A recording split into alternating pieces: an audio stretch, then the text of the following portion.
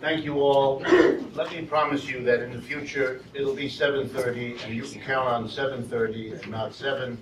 My apologies for the cross listing of times.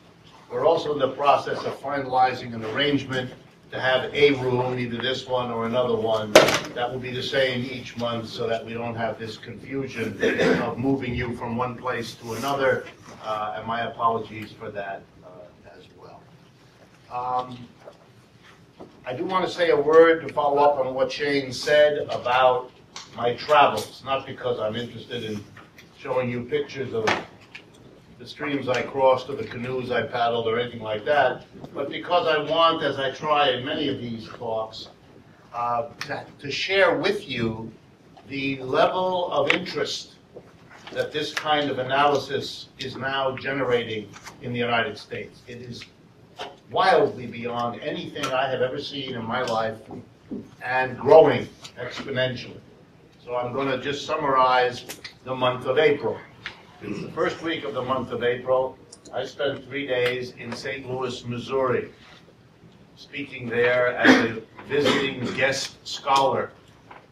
In other words, instead of being someone with a little bit strange leftist perspective on the way the economy works, I was a resident scholar at a university in St. Louis. Last week, I spent 3 days in Omaha, Nebraska, the highlight of which was giving a talk at the home of the Omaha Symphony Orchestra, a beautiful modern auditorium with an enormous orchestra area and 4 tiers of balconies. My audience there that evening was 900 people. Wow. Tomorrow morning I fly to Portland, Maine, where I talk at the University of Maine. And in the last week of April, I go by train. First time I'm not traveling by plane. I go by train, and I have 3 talks in one day. The first 2 in Providence, Rhode Island, at Rhode Island College and at Brown University. And then later in the afternoon at the University of Rhode Island in Kingston, and then I come home. So 4 weeks in April, 4 trips. Several thousand people that I will have talked to at that time, and in places that do not, probably in most of your minds, represent the kinds of audiences you might expect a person like me to be addressing. My sponsor in St. Louis was a university there. My sponsor in Omaha was a Protestant church. My sponsor in Portland is the University of Maine, public university. And my sponsors in Rhode Island are Brown University, Rhode Island College, and the University of Rhode Island. So you have both university and non-university audiences. And sprinkled among them, events like tonight. So the reality of the situation is now, doing what I do could keep me talking publicly every day of the week. In order to be able to do these trips, I've had to cut down on my radio and television appearances, which used to be several a day, and are now down to 1 a day, roughly. I've already had several interviews in Portland by telephone to prepare for going there. And typically when I go someplace, there's media events as well as public speaking. All I can tell you is the audiences are extraordinarily sympathetic, extraordinarily receptive, and extraordinarily enthusiastic. At the end of every one of these talks, a significant portion of the audience comes up to the front, wants to talk, but the truth of it is, it isn't so much the questions and the answers. What mostly they want is to have me answer the following question. Okay, I see it, I get it. What can I do? What should I do? Where should I go? And I look at them with all the sympathy and I can muster, and I say, I don't know. And it's a tragedy. I have no place to send them. I have no place, I have no thing for them to join, no place for them to go, no obvious association with others that can give meaning and collective force to what they would like to be doing. We don't have an organized left in the United States. Or to put it the same way, the organized left we have, I'll be polite, is not attractive or well organized, and is therefore very difficult for me to say where you should go. Where should I sit? And until the left organizes, what we're going to have is a peculiar moment in history. An American population more willing to consider the kind of critiques I offer, more eager to act on them than at any time in my lifetime. And there's no organized way for them to move. So they sit, agitated, upset, willing to pay to buy a ticket to listen to someone like me for an hour and a half on an otherwise attractive day to be doing all kinds of other things. Something to think about. And perhaps the most important thing to draw from this kind of an event. Okay, let me start with, I'm going to throw out some extras since I feel bad about starting before the folks who thought it was at 7:30 get here, and yet making those of you that came at 7 wait. So I'm going to do a few shorter items that I would not have otherwise focused on, partly to amuse and enlighten, I hope, but partly to compensate for the time confusion. I'm going to start, even though I've been drinking Pepsi. I am not paid for this, I promise. I'm going to start with the competitor, Coca-Cola. And the reason is that Coca-Cola was required to appear this last week in front of the Supreme Court of the United States.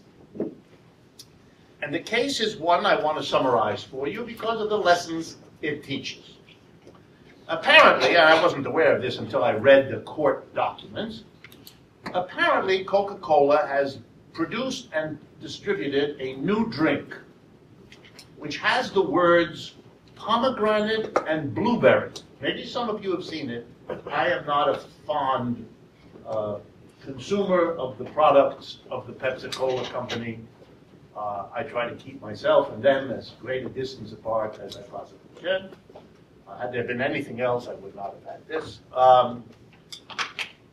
But this new drink was a problem for the Palm Company. I think many of you know about them. They had that funny shaped bottle with pomegranate juice in it. They were upset for the obvious reason that seems obvious to me.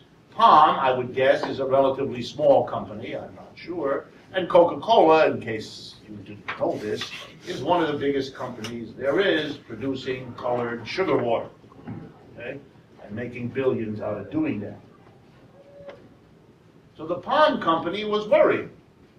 The big giant is now going to be selling pomegranate juice, which is what they sell. And the Palm Company was smart. They arranged for a food scientist to buy a bottle or a can, I don't know how this is sold, of this new Coca-Cola product, and to test it in order to determine how much pomegranate juice and how much blueberry juice was in it. I am now going to write on the board what they discovered, and hence why they are in court suing the Coca-Cola company. The combined portion of both pomegranate and blueberry added together came to the following percentage of the new Coca-Cola drink.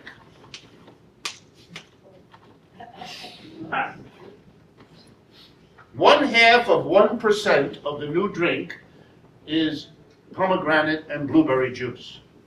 The overwhelming bulk of it is apple and grape juice. Why apple and grape juice? Because they're dirt cheap.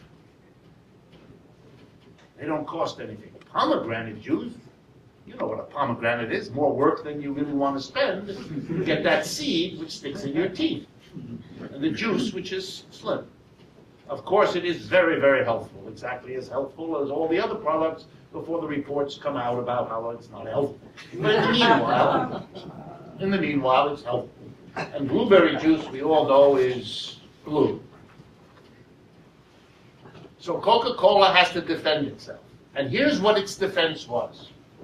In small print on the container that contains what is called pomegranate and blueberry drink is in small print 5 flavors.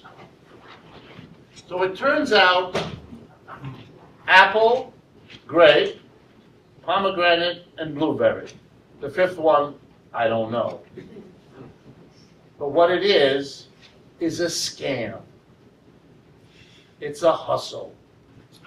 It's an attempt to market something as X when the company that produces it knows perfectly well what it is doing. The only problem this time are two. One, it got caught, allowing me the opportunity to tell you all about it. And the second problem is, it's the normal way of doing business. Corporations make money by selling their product. The job of the advertising industry, much of which is located a few blocks from here, is to find the best way to get you to part with your money to buy it. And so if we can market a drink that has 0.5% of something you will buy, it will be called that. The profit motive drives this event. And whatever else the profit motive does, this sort of outcome is the normal product of a system governed by the profit motive. Even Justice Kennedy of the Supreme Court lowered his glasses, looked at the representative, the lawyer for Coca-Cola, and basically said, he didn't use these words, but I will summarize, "You must be kidding." Having seen it all, even for them, this was a bit more than they wanted to be confronted with. The second event recently I thought you'd be interested in has to do with Alabama. And here, the story is extraordinary. It circulates around a man named Melvin Ray, R-A-Y. He is an inmate at the St. Clair Correctional Facility in Springville, Alabama. And he is the founder of a prison-based group called Free Alabama Movement, F-A-M. They are a movement of inmates across the prison system of Alabama who have banded together and conducted a number of actions, including secretly using cell phones to make videotapes of things going on in the prison system of Alabama, which then show up on YouTube. And so everyone can see.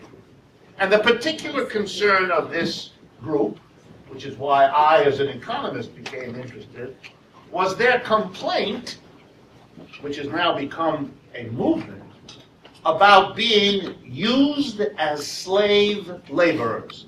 Since the inmates of Alabama all have a certain color attached to them, well, not all, but a disproportionate number, for obvious reasons, if you know even a little bit about American history, the use of the term slave labor is hardly neutral, nor innocent. They're trying to make a point. And here's what they argue. We are regularly required, inmates, to do work inside the prison. This includes food preparation, laundry, and facility maintenance. For that work which they are required to do, they are paid the wage of nothing per hour. Sometimes they're given twice as much. But their work doesn't stop there. They are also required to work in a prison industries program run by the state of Alabama Department of Corrections. It is not polite in the United States to refer to what they are doing as imprisonment. They don't imprison people. They correct them. These people, you see, are incorrect until the institution corrects them and ejects them back into the society as corrected persons. Okay? This is the bus driver who has graduated and become a transportation engineer. Very American. The state of Alabama operates 17 different facilities across the state where inmates do everything from furniture construction to license plate manufacture. When they work outside the prison, the inmates receive between 35 and 50 cents per hour for their labor. Let me remind you, those of you that are not familiar with it, that the United States Constitution has an amendment, number 13. It is this amendment of the Constitution that outlaws slavery. And in case you never read it, let me point out that you ought to read it. It won't take long. It runs one sentence. It outlaws slavery in the United States except as a punishment for a crime, whereupon, according to the Constitution of the United States, slavery is allowed. And Alabama is a constitutional place. So they're doing it in the jail. They're forcing people to work at 35 to 50 cents an hour. And what's the complaint of these inmates? Very simple. People across Alabama are being arrested and imprisoned for no other reason than to provide cheap labor. And the amazing thing to me, besides learning about this, and besides applauding the workers in those prisons who are standing up and doing something about that, imagine what it takes, the courage you have to take, given the position you're in such an institution, to stand up and do something. But the amazing thing, if you think about it, is the following. Where are the other workers, the ones outside the prison, when it must occur to them that the job they don't have, earning a reasonable wage, producing furniture and license plates and everything else, is instead of them getting paid properly to do that work, a prisoner is forced to do it for 35 cents an hour. No wonder that prisoners are moving against it, and it's important that we all think about what that means and the courage that that implies. Next small item before we get to the big ones. Reverse mortgages. I don't know if all of you are aware, this is a hot new item. Banks across America are excited about reverse mortgages. I assume you all know what a mortgage is. A mortgage is when you go and want to buy a home, a house, a condo, a co-op, whatever it is, but you don't have the money. Don't feel bad. That's the condition of 99% of the American people. It's not the condition of the 1%. Rupert Murdoch, in the last month since we met, has purchased 4 floors at the top of that tall, skinny building that overlooks Madison Park on 23rd Street. Have you ever been to that park? You look at one corner of the park, is a very tall, skinny, modern building, just finished last. Well, Rupert Murdoch, who owns the newspapers here in the United States, a whole bunch of them, and those around the world, he bought the top 4 floors. I believe when I looked last, he paid $49 million for the 4 floors. Clearly, you're not in that class, but if you are, please see me after the meeting. He paid cash. But most people have to go to the bank and get a loan. The name of the loan you get when you buy a home is mortgage. It's just a name for that kind of loan. So what's a reverse mortgage? Why are the banks excited? Who's taking this out? This is overwhelmingly done by old people. Indeed, in many cases, the law prescribes anybody else. You have to be over a certain age, 60, 65, to be able to do it. And here's what it involves. Not that you borrow money to buy a house. No, no, no. You already own the house. These are loans for people who paid off their house mortgage years ago and are now smiling and feeling good about life because they live in an apartment or a house that they paid off over 20, 30 years. The problem is these are all people who, while sitting on a valuable house, don't have enough money coming in to live. to buy their food, their clothing, and take care of their life experiences. These are people who never had a pension where they worked, or who didn't pay close attention to the pension where they worked, and discovered that when they retired, it gave them the rollicking sum of $11,000 a year, which in the city of New York, and even in many other places, is not enough. So what is it these folks are doing? And these, by the way, are folks that are better off than most because they own the home they live in. So they're in the upper half of our population. But they can't get by. Here's what they do. They go to the bank, and the bank gives them a loan called a reverse mortgage. Every month, the bank gives them, let's say, $1,000. And the bank, therefore, takes $1,000 worth of the value of that house and interest for making the cash available to them every month. So over a few years, the old folks are able to live by progressively turning the property over to the bank. And then a moment comes that I want you to treasure as a moment of the drama of America today. The old folks die, and the children gather.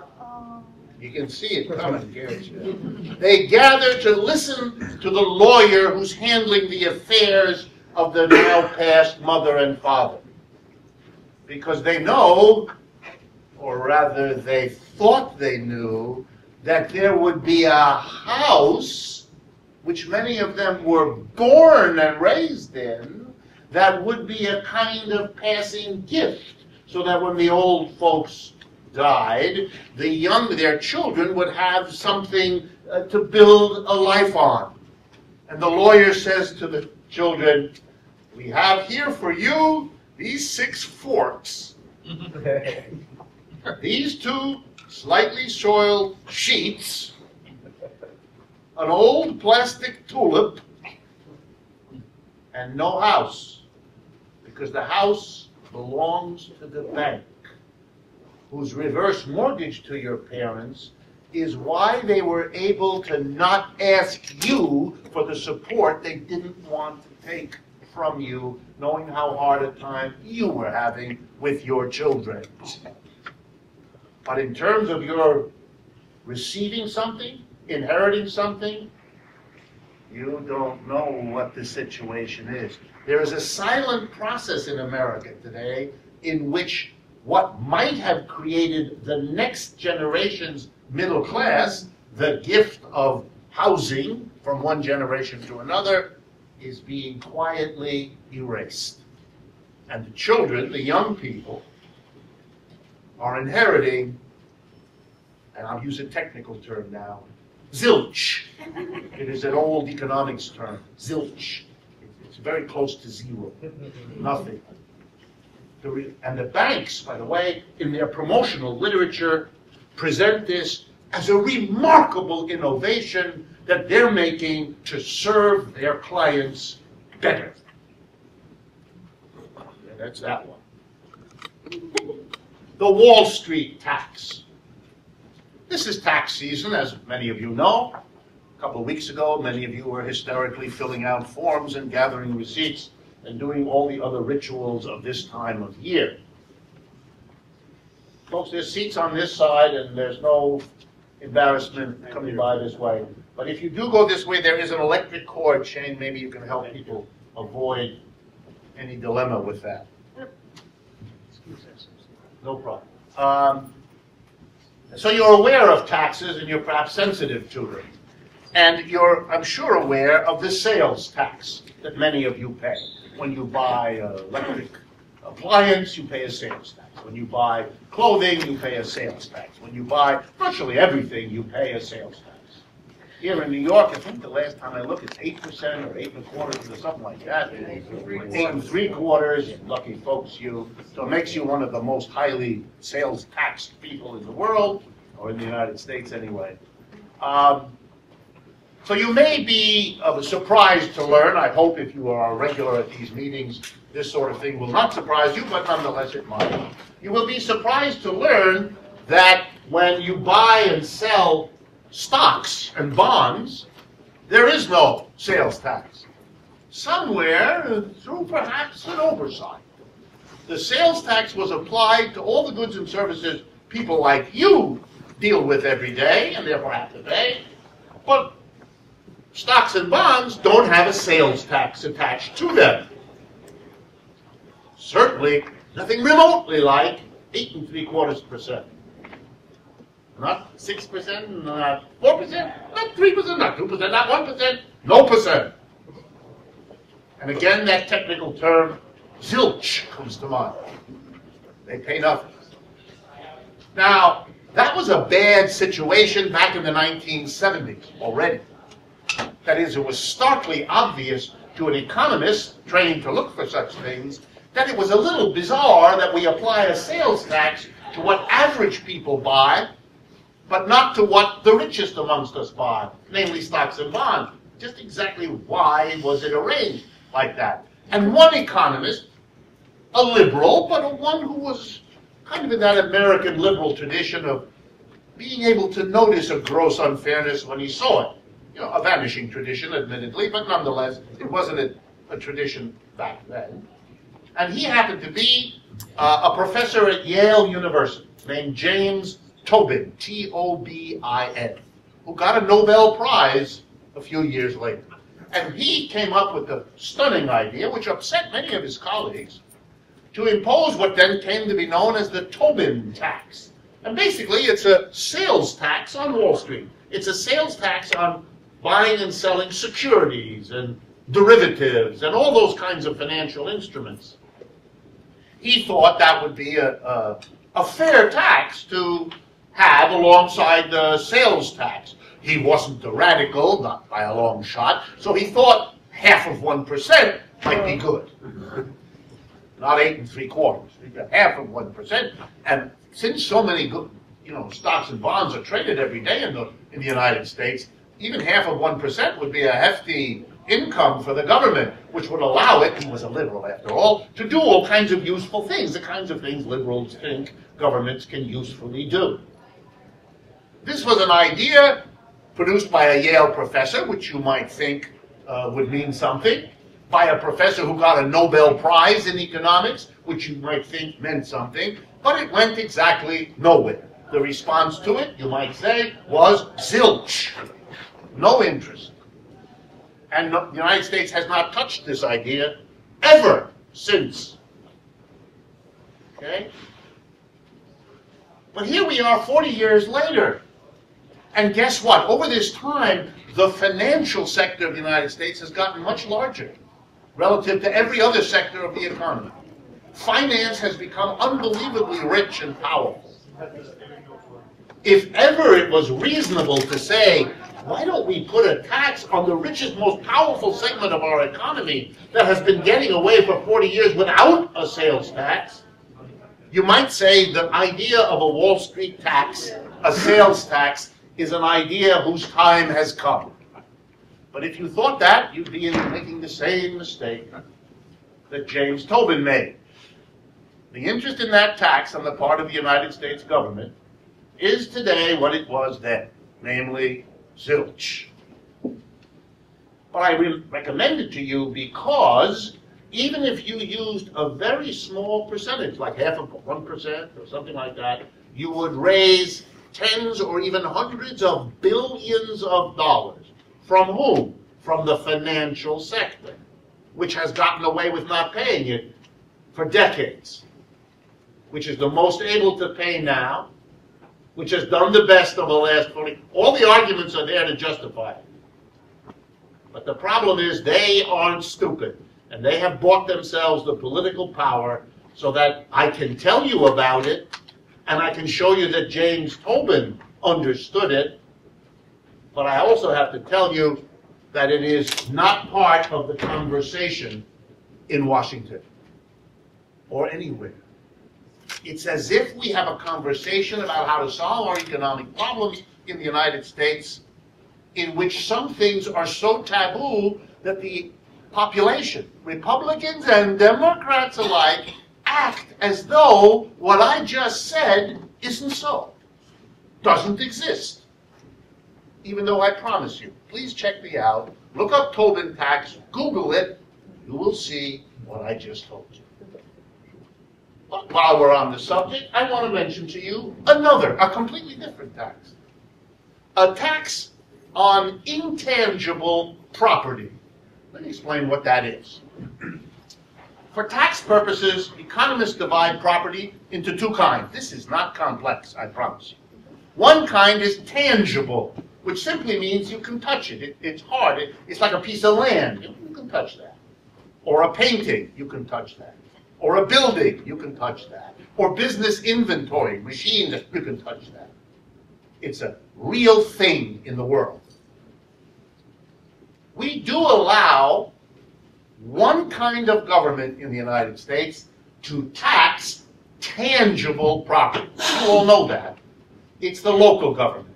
The federal government does not tax property, tangible property. The federal government does not tax land. It does not tax a building. It does not tax machinery. It does not tax an automobile. It doesn't tax those things. Very important you understand. There is no federal property tax on tangible property. There is no state tax on tangible property. No state does it either. The only level of government that taxes your property is the local government, the city or town in which you live. Every city or town has an official in it, usually called the assessor. You might have wondered, what does an assessor do other than sit on his assess? The assessor's job is to measure the value of the tangible property that the town can tax. And that's how most cities and towns live. Here in New York, the city relies on taxing land and buildings and automobiles, tangible property. And the way it's done is they measure the value of your property and then they attach a percentage. And that percentage is what you have to pay every year to the city of New York as your tangible property tax. So when you hear the phrase property tax, it's something only the local government does, and they tax tangible property. Okay, what is intangible property? The other kind. It is a piece of paper that represents property, but isn't itself tangible. It's a stock and a bond. Not a car, a house, or land. It's a piece of paper. It's money, cash money, or a stock, or a bond, or any kind of security or financial instrument. Does the federal government tax financial instruments, intangible property? No. Does any state government tax intangible property? No. Here comes the best part. Do cities and towns tax intangible property? No. Nobody does. Now let's see what that means. 75% of the intangible property is owned by 1% of the people. Most of you either own no property at all, excepting your toothbrush and your underpants. If you do have some property, it's probably your home, which is what most Americans have. If they have any property that amounts to anything, it's their home. The number of you that have significant amounts of stocks and bonds is small. So how do you cognize, well, let's be blunt, how do you look at yourself in the mirror that you live in a society that subjects all of the property to taxation that the average person has? A home, a car, but exempts the property that the richest amongst us have. Hello? How did that happen? And by the way, if you think it's always been that way, wrong. In the old colonial days of the United States, it was understood, before even we were independent, and afterwards too, it was understood in many places of the United States that the average person had no money, couldn't tax his or her property, didn't have any way to pay for it. So it would be foolish. The only place the government could get money was by taxing the people who had it. The first tax in the state of Connecticut was a tax on shares in a canal that ran from Hartford to New Haven, connecting an interior city, Hartford, to a coastal city, New Haven. The first tax in Connecticut was an intangible property tax. Today in Connecticut, there is no intangible property tax. If you're rich in the United States, here's how it works. If you have a house located in Dipsy Doodle, Iowa, you must pay a property tax every year to the town of Dipsy Doodle on the value of your house. If you sell that house and hold the money as shares of stock, your tax obligation to Dipsy Doodle, you still live there, is zero on your $100,000 or whatever the value of the house was.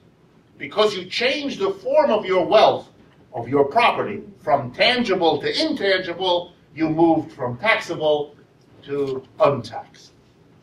So here's my advice. If you want to escape the property tax in the town where you live, simply sell your tangible property and instead own shares of stock. And if you can't do that, then understand that the tax system is saying to you, screw you. Your problem is that you're not rich.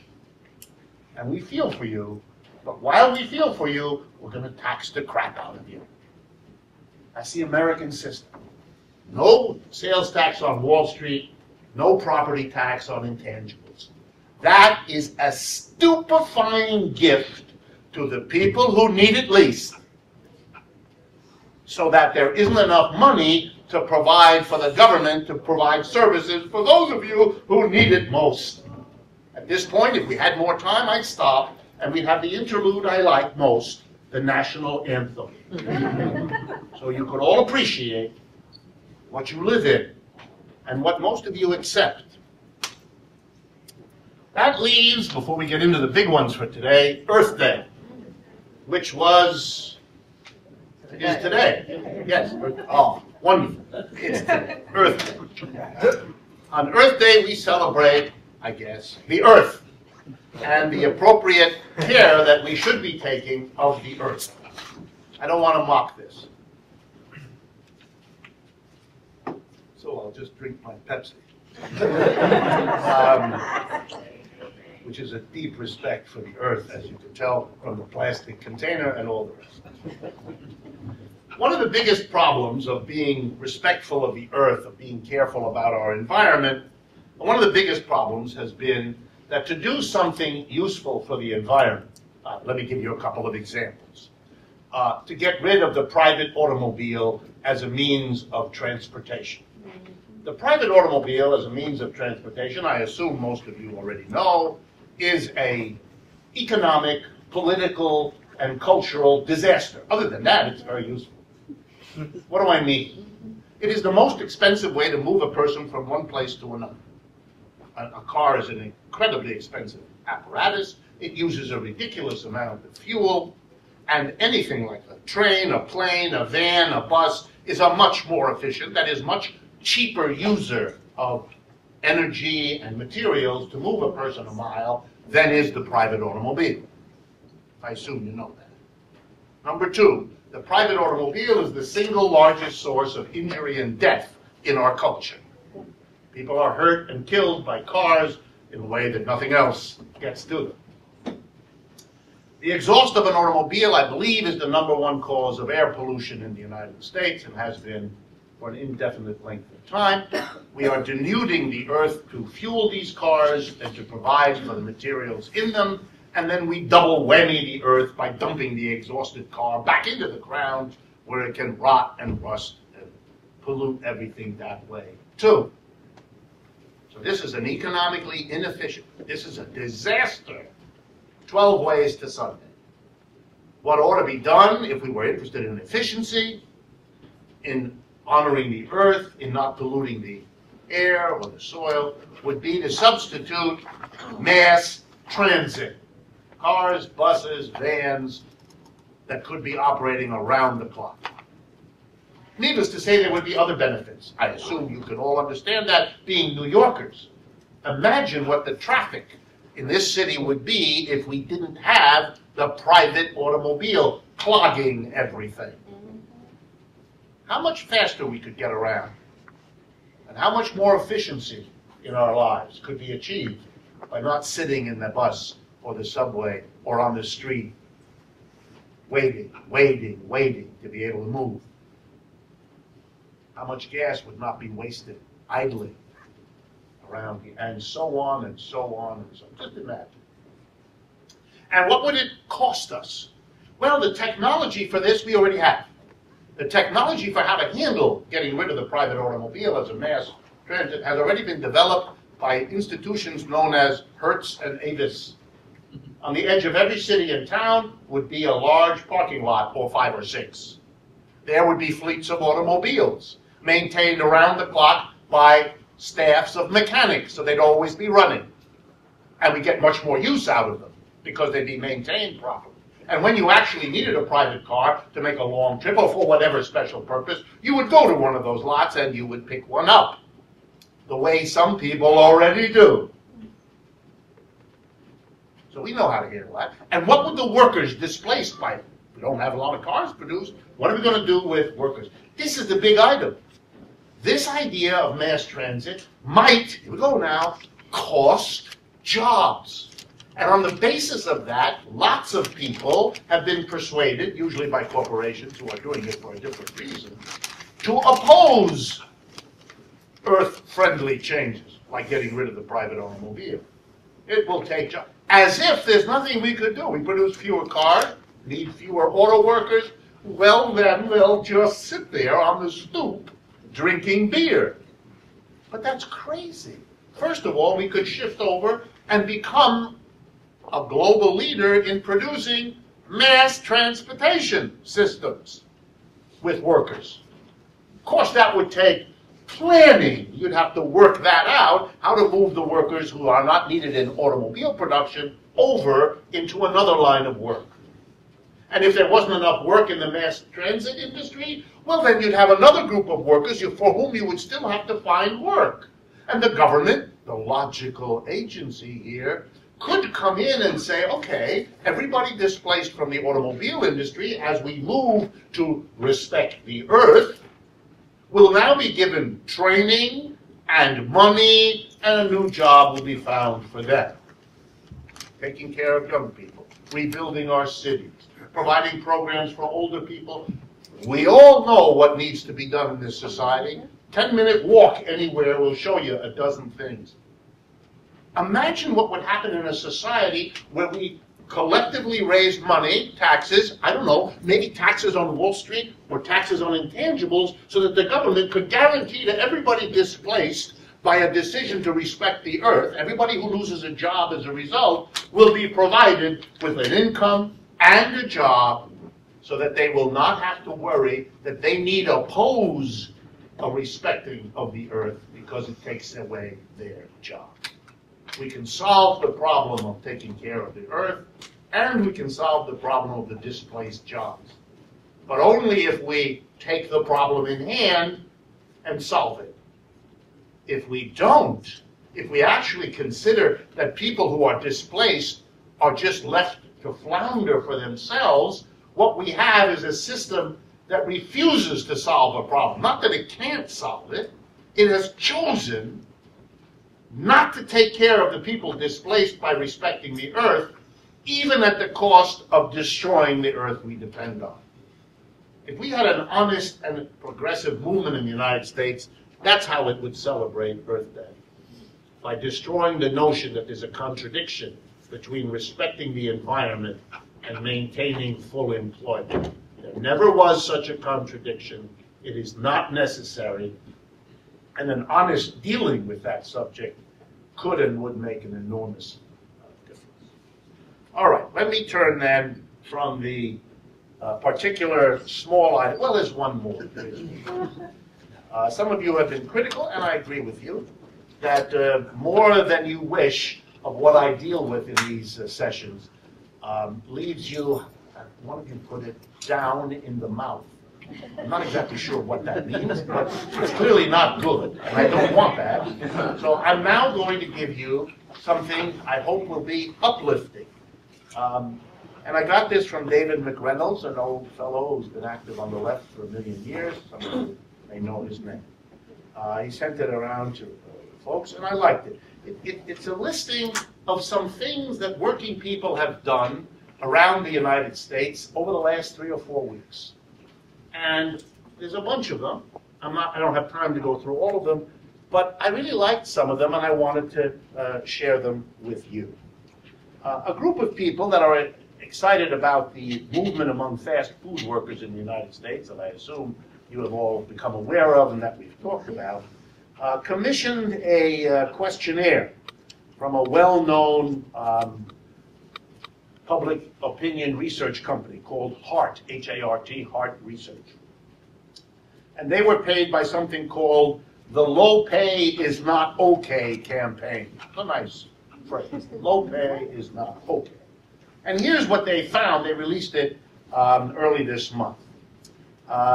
They picked a random sample of 1,088 people nationwide in the United States. This is normally how these researches are conducted. And they asked them, these were people who work in a low pay, in a fast food restaurant. They asked them whether they had ever been forced to do off-the-books work. In other words, do work that was not listed and therefore was not paid. Had they been denied their breaks? Had they been refused overtime pay when they did overtime work? Or had they been placed in similarly unsavory circumstances? Not my words, their words. Okay. Here's what they discovered. 89% of this randomly collected people said that one or more of these experiences had happened to them. 89%. In the case of McDonald's, it was 84%. In the case of Burger King, 92%. In the case of Wendy's, 82%. I'm not giving you these numbers so that you should choose among these places. My advice to you is steer clear of all of these places because they are neither friendly to the earth nor to your internal organs. Okay. What did the Burger King and Wendy's and McDonald's company say? I want to read this to you, not because there's any sense to it, but because it is an example of what passes for speech in these circles. Here we go. McDonald's and our independent owner-operators share a concern and commitment to the well-being and fair treatment of all people who work in McDonald's restaurants, the company said. Whether employed by McDonald's or by our independent owner-operators. They had to tell us they were independent owner-operators twice in 2 sentences. Okay. Employees should be paid correctly. They should be. I want you to understand that these companies believe that workers should be paid correctly. Good. I feel better already. When McDonald's learns of pay concerns in restaurants which we own and operate, get ready, they're going to tell us what they're going to do. We review the concerns and take appropriate action. 89% of people indicate that appropriate action is to leave the situation exactly as it is. That's it. That's where they respond. They're done. And now the question is, what do the rest of us do with this? Next example I found quite moving. Many of you know this story because it happened here in New York City. A worker was fired at the UPS, United Parcel Service, over in Queens. And he was fired in a way and under conditions that were not acceptable to the other workers that he normally worked with. So 250 fellow drivers of the big brown UPS trucks staged a quiet, peaceful, 250 of them, quiet, peaceful, 90-minute protest on the parking lot of the UPS. And then they went back to work. This was back in late February. Some weeks later, the UPS Corporation decided that it was not tolerable that 250 workers had expressed their dissatisfaction with the summary firing of a fellow worker for reasons they didn't think were acceptable. So the UPS Corporation fired the 250 workers, terminated them, because they had taken those 90 minutes. At that point, the UPS, which is represented by the Teamsters Union here in the United States, began to appeal to local organizations in Queens, to other unions, to political figures in New York, and a couple of weeks ago, I just want to report to you in case you hadn't heard it, the UPS rescinded all of the 250 terminations and made a kind of speech, which I'm not going to read to you again, but sounds like it was written by the same person who writes for McDonald's. The company has taken this under advisement and decided that the appropriate but the point is, they were forced to change that. The Internal Revenue Service, bipartisan, voted 10 days ago to support a proposal by our own Senator Schumer. And this proposal, yes. Good. You must know where I'm going with this before everybody else. And our Senator Schumer wants the IRS to hire private investigators rather than to use IRS personnel to track down and harry people who haven't paid their taxes in the years past. A few years ago this was tried for a year or two, and then it was given up because it turned out that the money raised by the privately hired non-union investigators was less than the money raised by the IRS officials who are members of a union. Here are the statistics for those of you that are interested. The National Taxpayer Advocate reports. Okay, blah, blah, blah. In the 2 years before 2006, private contractors collected $86.2 million in delinquent taxes. The following 2 years, when the caseload was then turned over to IRS employees, they were able to collect $139 million, even though the cases were older and the easiest ones had already been taken care of by the private employer. In other words, the public were more efficient than the private. Despite that fact, in recent past, our Senator Schumer took the reins here and moved our society forward by insisting on getting his Republican counterparts to agree to once again mandate that the IRS hire private, non-union investigators. Next item, because I want you to get a sense that things are not always moving in a way that's negative. Graduate students who are required to teach. I don't know how many of you are familiar with this, but in the United States over the last 20 years, there has been a total revolution in the teaching, the organization of teaching.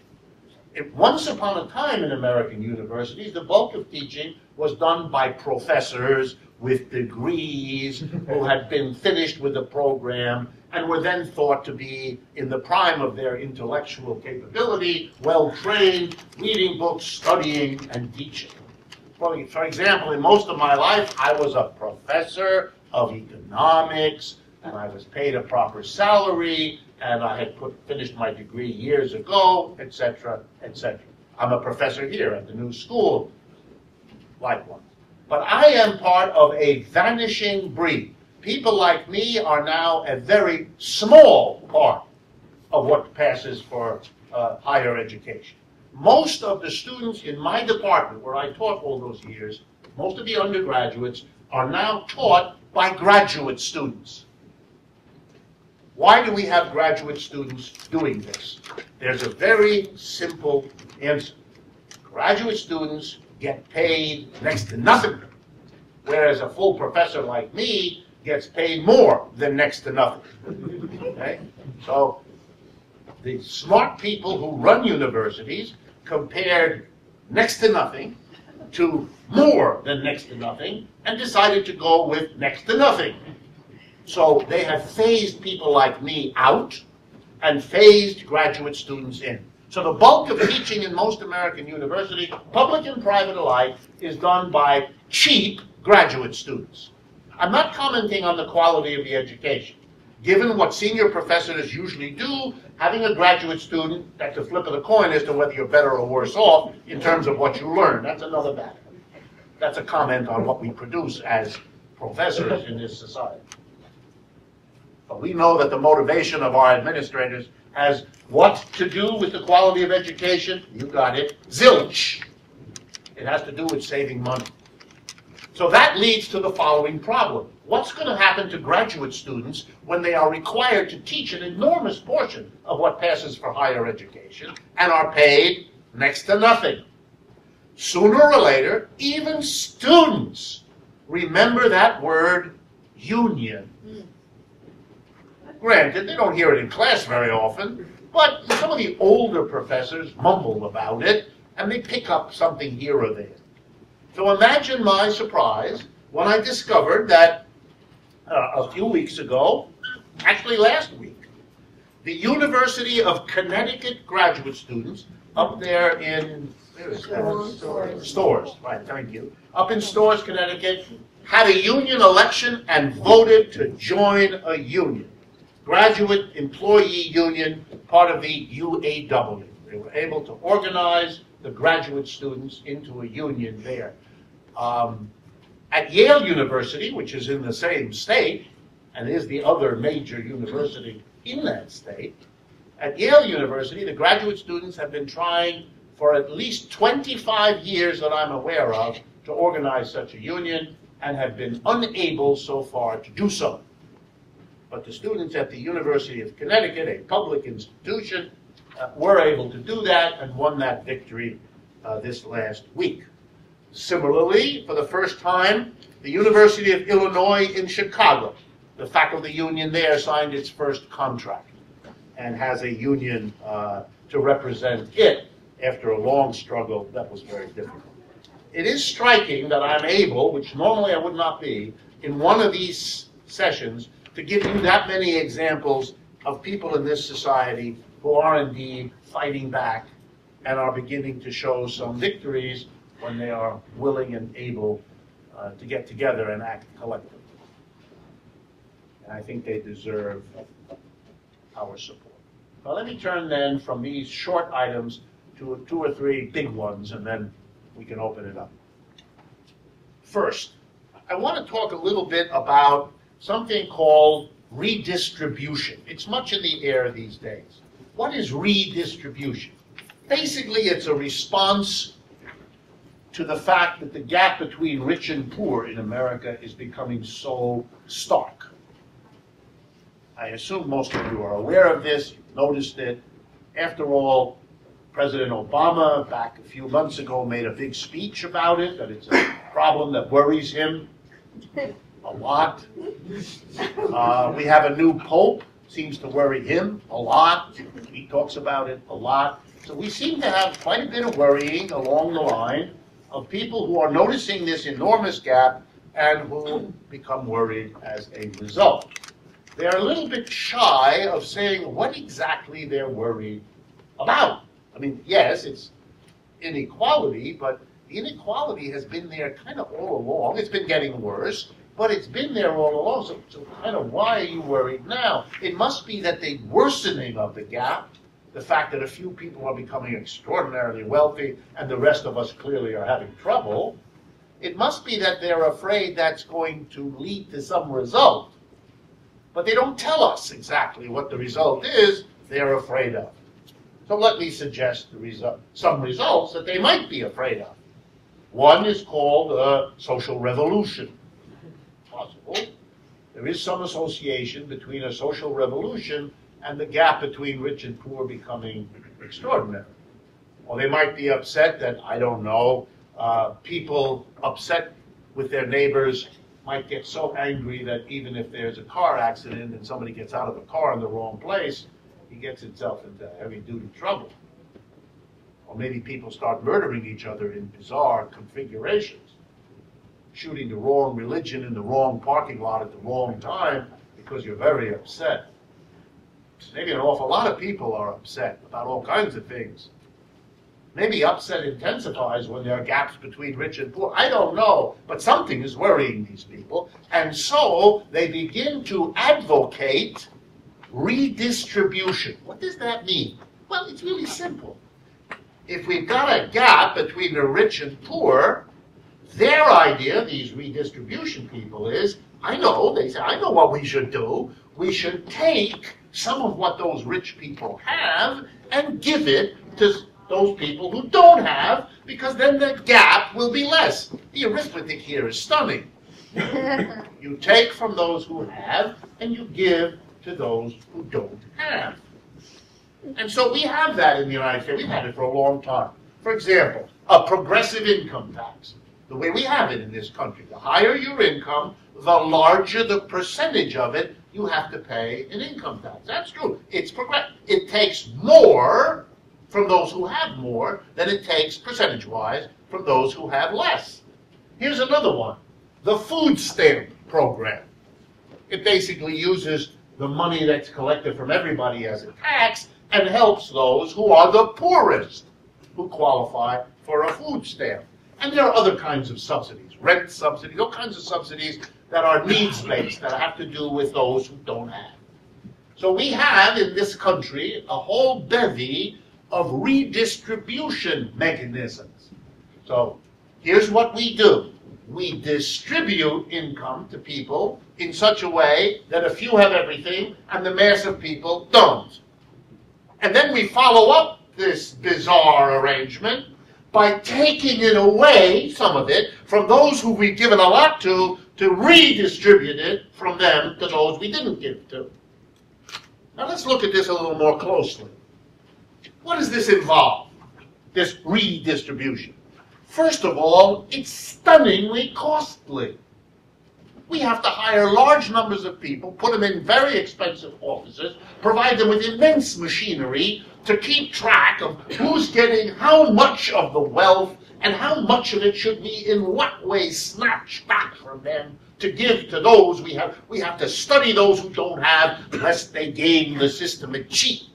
And we have to have an art. I even told you about it a few minutes ago. The IRS has to hire loads of people who snoop on us to catch us in order to redistribute properly.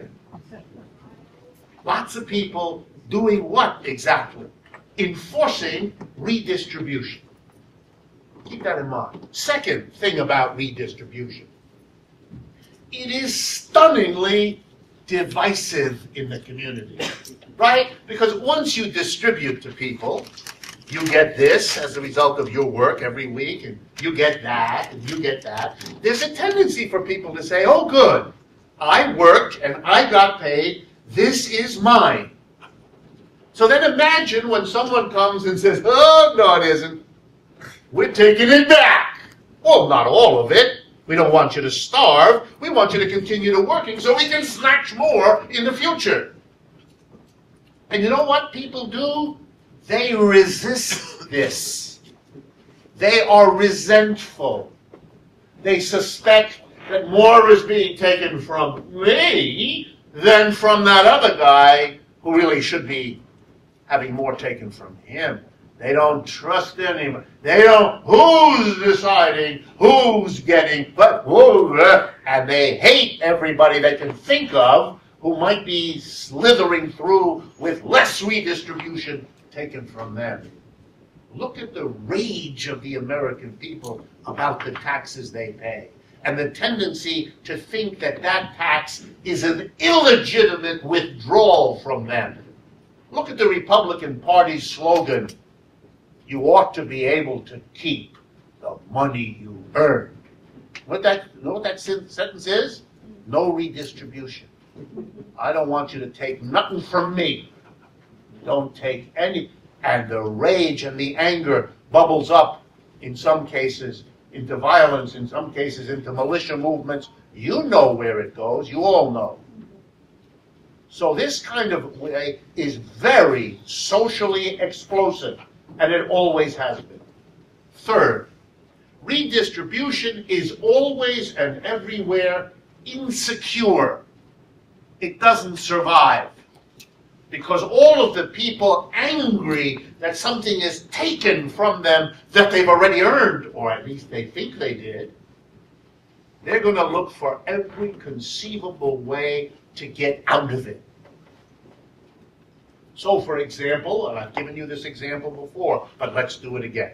What was the top income tax bracket in the 1950s and 60s in the United States? What was the top bracket that the richest Americans had to pay? Answer, 91%. That's right. You earned over the top limit, whatever it was back then, maybe 80,000 or 75, whatever it was. Every dollar over the top level that you earned, you had to give Uncle Sam 91 cents. You got to keep 9 cents. I'm going to do that again. Every dollar over the top bracket, and of course only rich people earned above $80,000 or $90,000 back then. That was a fortune then. Every dollar you earned at the top, the richest people had to give 91 cents to Uncle Sam, and they were allowed to keep only 9. In the 1970s, it was reduced to 70%. Every dollar over the top, you got to keep 30 cents. You had to give Uncle Sam 7. What is the top bracket today? 39%. You understand? That top bracket was pushed down. Republicans and Democrats, in the show of bipartisan commitment, dropped the taxes on the richest people. Not on you, on them. In other words, that kind of redistribution turned out to be insecure, temporary. And how did the government compensate for what it took in less by taxing the rich less? The answer was one kind of tax zoomed up. It's called the payroll tax. It's the amount of money withheld for your Social Security and your Medicare. That went up. And you know, that's an interesting tax, because the richest people in the country don't pay on that, because only the first 113,000 today are taxed for payroll. Every dollar over 113,000, which of course for many of you may not be an urgent problem, but you don't get. But if you're rich, you get more than 113, a lot more. Every dollar over 113, the payroll tax is zilch. You understand? We all pay the same rate, no progressive. We don't take a higher percentage from the person who earns 100,000 compared to the person who earns 20,000 a year. It's the same percentage, no progressive. But the best part for rich people is, after 113,000, it stops altogether. No payroll tax at all. That's an unprogressive tax structure. That shows that the redistribution by means of a progressive tax structure didn't survive. Let's review. Redistribution is costly, wastes resources of people and products, machines. It's socially divisive, even to the explosive extent, and it never lasts. It is something to be undone by the rage of people from whom money is taken. From which I conclude, and I ask you to think about, why in the world would we favor a system of redistribution given what I've just said? The obvious logical alternative to redistribution is not to distribute the income in our society unequally in the first place. If we didn't do it unequally, we wouldn't need the redistribution. We could save on the cost, we would avoid the divisiveness, and we wouldn't have to worry about the insecurity of it. And how in the world could you do that? How could you distribute the income more equally? Well, as some of you know, I have an idea about how to do that. It's called worker cooperatives. It's reorganizing enterprises, stores, factories, offices. So they're not institutions in which a tiny number of people the shareholders of the company and the boards of directors they select. They aren't the ones to decide how we distribute the income that this corporation makes possible. No, instead of that, you would have a democratic decision of all the workers who would have each one vote and would collectively decide on a reasonable distribution. That doesn't mean everybody would get the same. That would be worked out democratically, enterprise by enterprise. But here's one thing we know. Such an enterprise would never decide to give a few shareholders massive dividends, a few executives massive salaries, and everybody else has trouble paying for their kid to go to college. Not going to happen. It would be a way to avoid distributing the income in the first place and would save us from the often catastrophic consequences of a program of redistribution. And I'm not even going into what it means psychologically that we have poor people and rich people, and that we put pressure on the rich people to give up a small portion of what they have to make the poor people a little less poor. Far better, as a human act of solidarity with one another, to pay people reasonably from the get-go and not enter into this absurd struggles in our own society, which are blowing our society right out of the water anyway.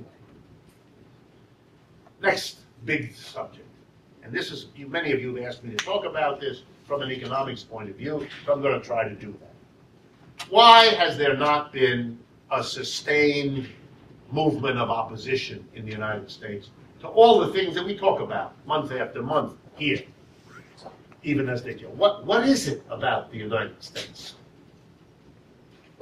Even in the European countries, almost all of them, there's more movement than there is here, more opposition than there is here.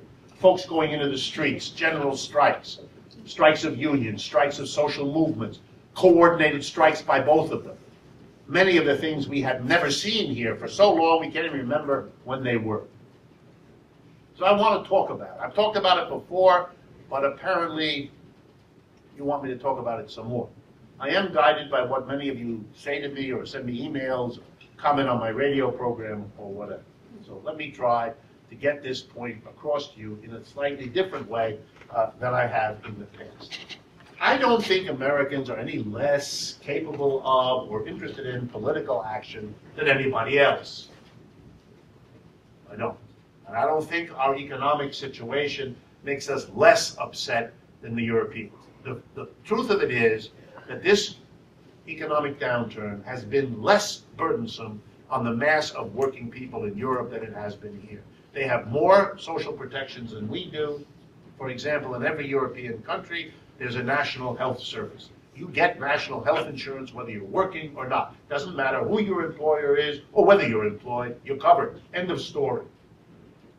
The subsidies that the French government gives out for families that have more than one children are maintained whether the economy is in good shape or bad shape. The subsidy that makes the baguette, the French loaf, the long one that we try so hard to replicate in this country, and I'm sure one day we will. We haven't managed it yet, but one day we will. That baguette is cheap in France because the government subsidizes bread. You know why the government subsidizes bread in France and always has?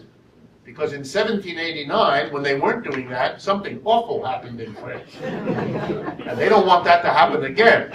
And because the people who cut off Marie Antoinette's head were screaming, bread, bread, bread, these geniuses got in their minds, aha, they want to eat bread. And they don't want to pay a lot for it. Done. Because if revolution is in the air, a bread subsidy seems a cheap price to pay. Even Dick Armey could figure that out. There's not many things he's good at, so he got that one. The French Revolution, you know, is in the air. It's everywhere. How many of you have seen that ad in the subways of New York, put out by the storage company? A wonderful ad that says, the French aristocracy didn't see it coming either. Think about that. You'll see it. It's all over the system. So what is it about the United States? What happened here? Why is it taking so long, even though Americans are suffering more from this economic downturn, have less social supports from the government, etc.? Why are we so passive?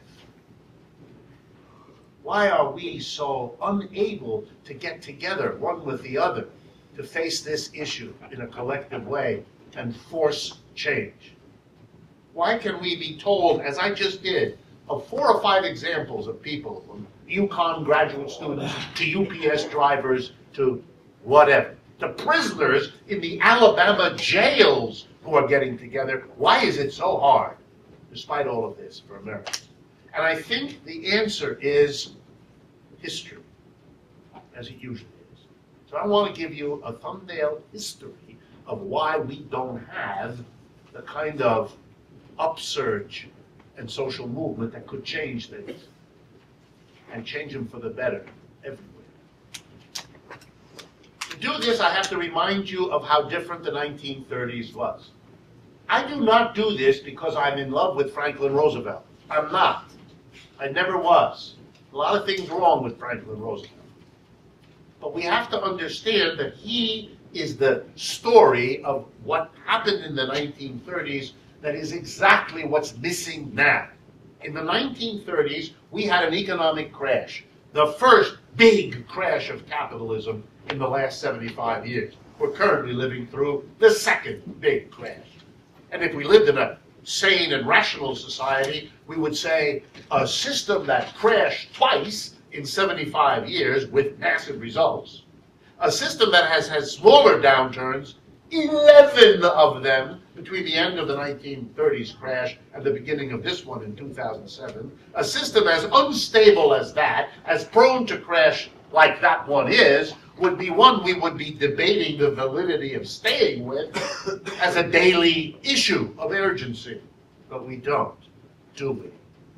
I won't ask how many of you didn't know that there were 11 economic downturns between 1941 and 2007. Every president of the United States has been a president during an economic downturn. Every president said, I have a set of policies that will not only get us out of this downturn, but will make sure such a downturn never again darkens our shores. Every president promised that. No president has yet delivered on that promise. Not one. We're in another doozy now. But in 1930s, in the terrible depression, worse than this one, at least worse than this one has been so far, Americans reacted very differently. I've told you about this, but you have to see how that connects to passivity today. Millions of people joined unions. These were people who had never been in a union before, whose parents had never been in a union before, but who joined unions because they thought that in a depression as awful as that one, the union gave them the best chance of coming through that with less damage than they would suffer if they weren't in a union. So they joined unions. More than ever before and more than ever since. Staggering what unions accomplished in that time. And they organized workers who had never done this before in all the big industries of the United States. Auto, steel, chemical, rubber, all of them. Wow. Wow. And likewise, Americans, millions of them, particularly students, particularly middle-class people, particularly educated people, particularly intellectually alive people, they joined the socialist and communist parties. Lots of them. You'd be surprised how many of those people you've admired in your life, the books you've read, the TV programs you watched, were produced by communists. Just think. And you thought you were safe. How many of you ever watched I Love Lucy? She was one. I hate to tell you. Isn't that terrible? Like Lucy, that female airhead that we were supposed to laugh at, was an active participant in the socialist and communist parties. So were lots and lots of other people. They joined not out of some relationship to the Soviet Union, a country they knew little about and cared less about. They did it because of what was happening here. And the communists and the socialists and the CIO, the organization of the unions, worked very closely together. Did they agree on everything? Of course not.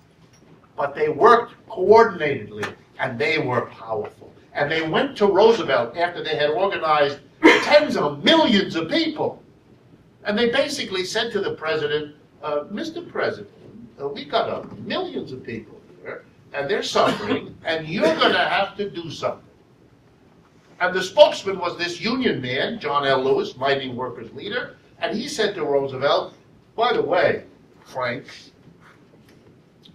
you better listen to me and do something for the mass of people, because I got these socialists and communists right behind me coming up down the road, and if you don't do something for the mass of people, they have in mind something for you you don't even want to think about. They don't want you just to help people. They want to take away what you got. So you won't be in a position to help anybody because you won't have anything left. So I give you a piece of advice. You be good to us, we'll work something out with you. And we'll also vote for you. Which, if you don't help us, we might not. Mr. Roosevelt was an astute political leader. He also could count. And he counted the votes, and he counted the organizations, and he figured out he better do something. So he said, okay, I'll do something. I'll make a deal. Here's what I'm going to do. And this is what he did. I'm going to go to the rich people of whom I'm a part. He's a Roosevelt family. He had relatives who was a president some years earlier. He did nicely for himself. Had a very big house in upstate New York. Okay, in Richmond. I'm going to talk to other rich people, and I'm going to talk to the people who run the corporations. And the overlap between rich people and those who run the corporations was very sizable then, as it is today.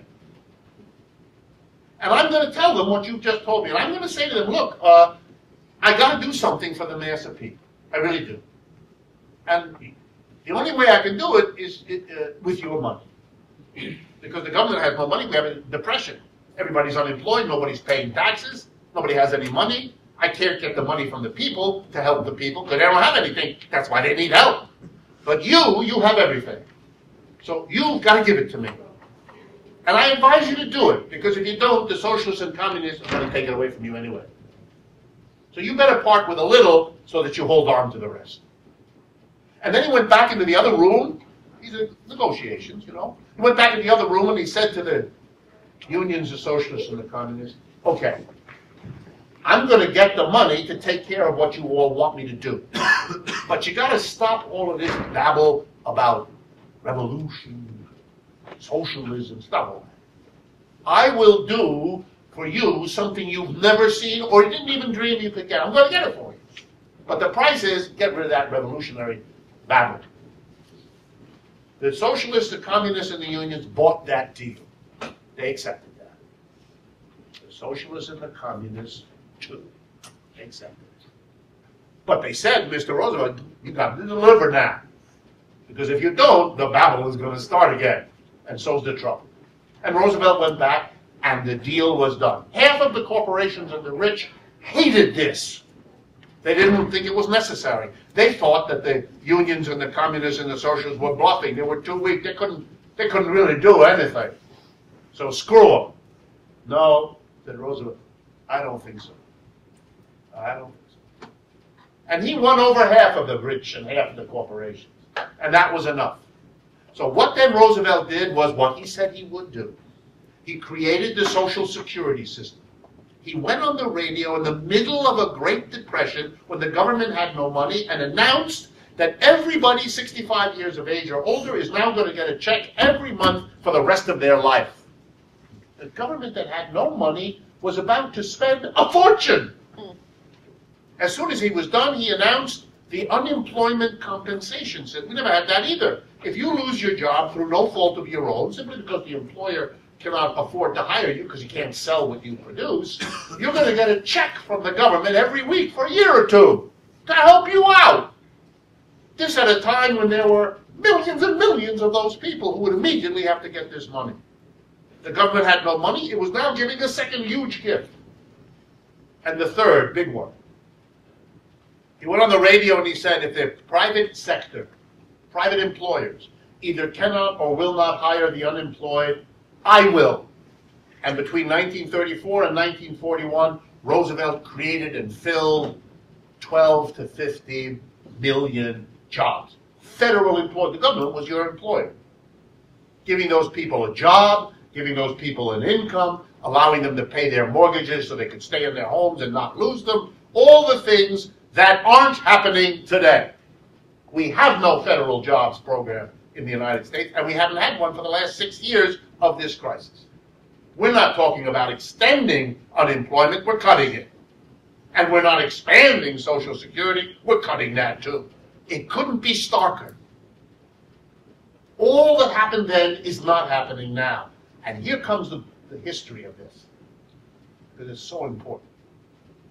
When the war was over, by the way, how did Roosevelt pay for this? He taxed corporations and the rich. I already told you what the top tax bracket was in 1950s and 60s. It was in the 30s and 40s that the tax bracket was raised. The tax rates were raised on the rich. In 1944, again, I've told you the story before. In 1944, Roosevelt, in his State of the Union message, says to the Congress, I want a tax of 100% on the richest Americans. 100%. Here's what it meant in 1944.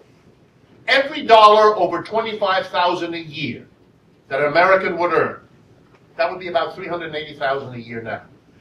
Every dollar over $25,000 that an American would earn, the tax on it would be 100%. In other words, for every dollar over $25,000 you earned, you wouldn't earn it. The government would take the entire dollar. In other words, he was creating a maximum income in the United States. Not a minimum wage, a maximum income. Nobody was going to get more than that, so that the government could have the revenue it needed to do what? To give old people a check, to give unemployed people a check, and to pay the salaries of the federal employees that had exploded by millions and millions and millions. He took from the rich and he gave to the poor. Franklin Roosevelt as Robin Hood. Okay? That's what he did. Corporations' income tax rates were raised very high. Corporations and the rich were taxed to take care of the people in a destroyed capitalist depression. That's what happened. By the way, did this lead the president who did this to be reviled and hated? It sure did. But he was reviled and hated by the richest at the top. Meanwhile, the mass of people re-elected him president 4 consecutive times. He was the most popular president in the history of this country. Nobody ever came close to him. Was this a failed policy? On the contrary, this was a winner. Big time. And that scared the rich and the corporations. Oh boy, did it scare them. The president, from their own family, from their own social class, was taxing the crap out of them to help the average American.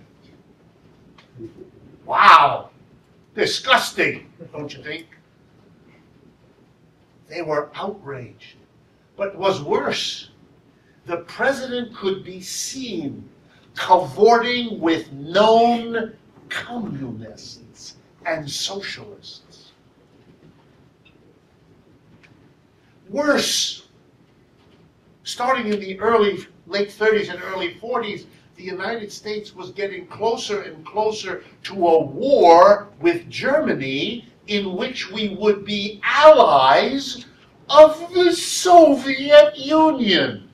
Look, what? In American post offices there was a photo, and it was a kind of a cartoon in the American, and there was Uncle Sam, you know, with the top hat looking just like Uncle Sam, with his arm around somebody identified as Uncle Joe. And when people, this is true, when people in American posts say, who's this Joe? Who's Joe? They would say, that's the first name of this guy in our ally, Russia. His last name is Stalin. We were allies. Can you try to imagine your typical rich business executive living in suburban Virginia, trying to get his head around the president who's taxing me to take care of those people under a system devised by all those New York Jewish communists that he is spending time with while he's allied with Stalin is too much. I mean, it's too much. And those people were provoked, and they reacted. Let's see how they reacted. First, when the war was over, 1945, they pushed a bill through the Congress. Nobody is president for more than 2 terms. No more Roosevelts. None of that. That's why we have that. That's why Mr. Obama is finishing his stint as president. He can't run again, unless he can do in Washington what Mr. Bloomberg did in New York. He may. Clearly what you need, Bloomberg has and Obama doesn't, so probably not, but who knows? Who knows? But much more important, the business community and the rich understood that the problem wasn't Roosevelt. Roosevelt was one of them. They knew that. The problem was the coalition of unions, socialists, and communists that had forced Mr.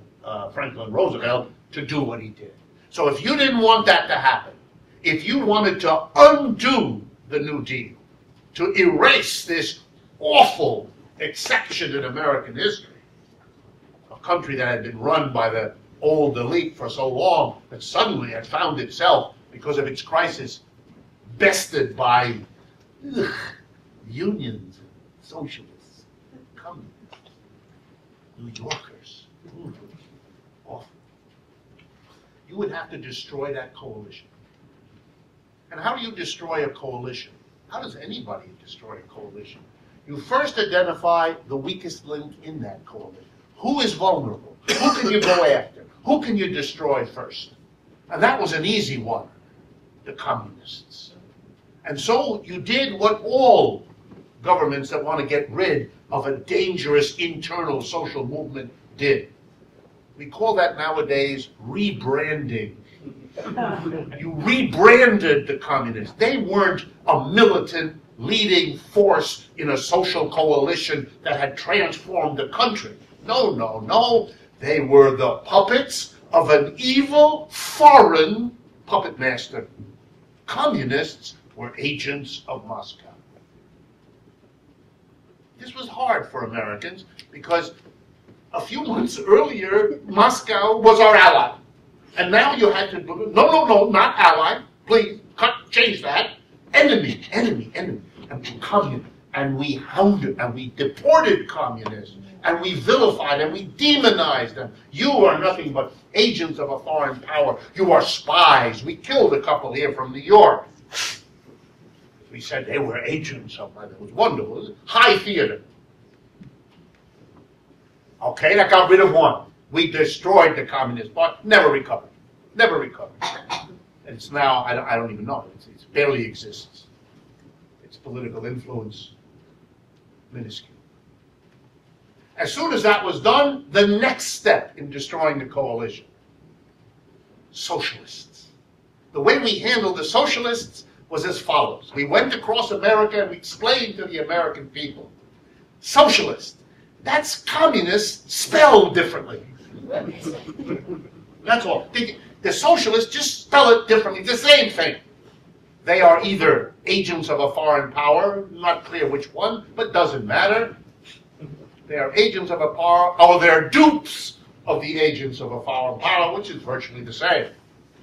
I always used to wonder as a professor, if I gave a lecture in Europe, the students all understood in great detail what the difference is between a socialist and the communists, because they all had both parties in their societies, and the parties had all kinds of differences and struggles. So a student in France or Germany or England understood the socialists. In the United States, I discovered my students had a list of synonyms. Here they were: communist, socialist, terrorist, Marxist, and nowadays Muslim. It's all the same. It's all the same. That's not stupidity, and that's not even bad education, although we have plenty of both. It's not that. It's that struggle. It's that lesson across America for all practical purposes as we wipe out that coalition, socialist, communist, it's all the same. And when we were done, we went after the last of the three partners, the labor movement. And we went to work, and we have a 50-year decline ever since of the American labor movement, demonized as bad for America, bad for the economy, bad, that gives you indigestion, makes you overweight, whatever. We destroyed the coalition. And along the way, we taught the American people, beware of anything that looks or smells or tastes like a communist or a socialist or an activist unionist. These are people to watch out for. These are people to be dangerous. These are people that will get you into trouble, that will lose you your job, that will make your friends and relatives look at you funny. And that lesson settled deep into the consciousness of this country. And it means to this day that Americans have an instinctual sense that going to a meeting and talking about the economic system the way socialists and communists and trade union leaders did in the 30s is just not good for your health. Don't do it. Be deeply suspicious. You will be attacked as the puppet of some foreign country. You will be told to go back to Moscow. You will be hounded. You will lose your job. Your career will be difficult. Don't go there. Don't do it. That's what, for me, that's why Americans can't do it. One sign in the 50s, 60s, 70s, 80s, when Americans did finally step up and fight against the social justice, how did they do it? Well, whether it was the movement against racism, the movement for civil rights for African Americans, whether it was the feminist movement to give women for the first time a proper rough equality with men, whether it was any of the other social movements, the environmental movement. Here's what you had soon in every one of these movements. Up rose a few people who said, yes, and here's how we'll make our movement stronger. We will take a position about the economic system, which is worsening this problem and which is a real source of suffering for people. And it'll bring more to us because and they were told by the other people, are you crazy? You want to bring the police down on us? You want to introduce a divisive issue? We don't all agree. You couldn't do it. The economic questions, the kinds of questions that Marxists, communists, socialists, and unionists kind of focus on were out of order. They were repressed. Even people who believed them understood you shouldn't say that. You shouldn't say it is dangerous to say it. If you ever talk to if you ever talk to Harry Belafonte, a close advisor of Martin Luther King, you will learn, Belafonte writes about it in his book, you will learn about all the difficulties as those kinds of people tried to advise Martin Luther King to open up what he was doing to the economic issues. And that King was quite taken by that. He did, after all, die while working with trade unionists in Memphis. But there were tremendous struggles inside his advising circle about the wisdom of doing that. The first movement in America, mass movement, that didn't shy away from making the economic question central was the Occupy Wall Street movement. That's why it's so important. That movement came up and said, hey, one of the first big issues for us is 1% versus 90%. Bingo. Right there. Look in your face. We're not shying away. That's the kind of thing communists used to say. True. And socialists and trade unionists. And we're not shying away. We're going to put it right up front, And to the amazement of everybody, not only was it not a failure, but the polls showed from September through January, September 2011 through January 12, that a majority of Americans polled by Gallup and CNN and the others, that the majority were sympathetic to this, which should surprise nobody. Because the issue isn't the sympathy. The issue is who will have the courage to break the taboo that was imposed on the American people after the war for the reasons I've tried to show you. We are suffering through this collapse of capitalism because the other side learned a lesson from the last collapse of capitalism, how to get through a crisis without having to make any concessions to the mass of people. Kill their organizations. Kill them. Get rid of them. Terrorize the people about organization. And if you go to any meeting, still today in the United States, any new meeting called among a group of students or workers, you will find those individuals who, without understanding any of this, have an instinctual anxiety the minute the conversation begins to go towards forming an organization, an instinctual sense that the leaders will abuse their power. That organization is intrinsically anti-individual. They want to be an individual. Their confidence in their own individuality is so fragile that they cannot imagine it surviving getting together with other people to do something in a collective way. Which makes those on the other side of the barricades smile all the way to the bank they own as they wend their way there to deposit more of your money. Nothing is more important, to go back to the way I started today, nothing is more important than my being able, and all the people like me that are crisscrossing the United States now, talking about this stuff. What I've done here tonight, whatever it is you got from this is what I did in Omaha, this is what I did in St. Louis, this is what I will do tomorrow in Portland, and so on. And the audiences are enthusiastic in their response. They have everything we need except the confidence that they have the ability and the need to form and sustain and build organizations. It's an amazing, self-crippling dilemma of the American left. An American left that is enormous. 900 people in the Omaha Symphony Orchestra Hall, and they all wanted to know when I was done, where do I sign up? Omaha is a conservative place. Nebraska is a conservative state.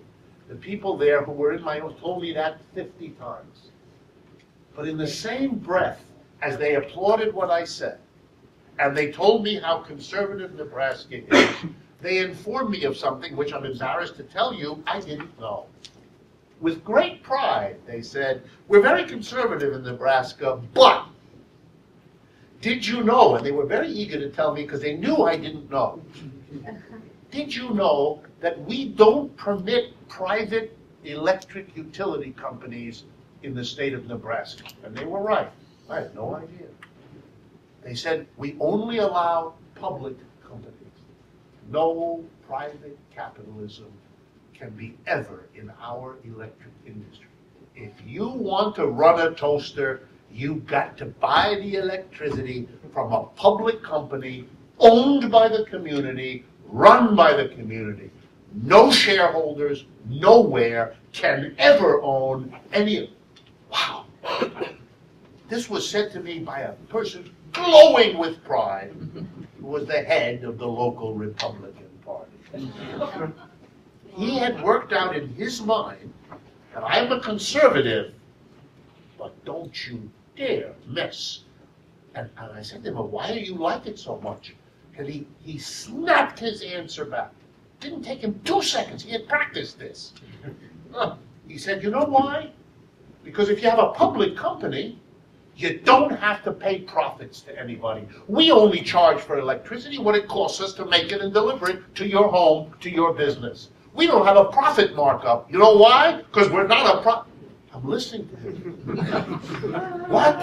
You're telling me that what you love about Nebraska is that you have excluded the profit motive from your electric power industry. You got it, he said. He saw no contradiction, no irony, nothing.